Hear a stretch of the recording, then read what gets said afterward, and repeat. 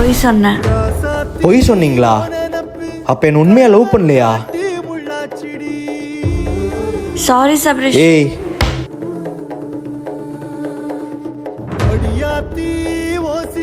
ஏய் இப்படி அழுதுட்டு சோகமா இருந்தா என்னடா பண்றது? அந்த முண்டையை நாக்கு புடுங்குற மாதிரி 4 கேள்வி அங்கேயே கேட்டு வர வேண்டியதானே? என்னடா சொன்ன? இன்னொரு டைம் அவளை தப்பா பேசின வாயெல்லாம் உடைச்சிருவேன். போடா. சி, செல்ஃபிஷா ஒரு பையனோட ஃபீலிங்ஸ்ல போய் விளையாடிட்டேடி. உன்னெல்லாம்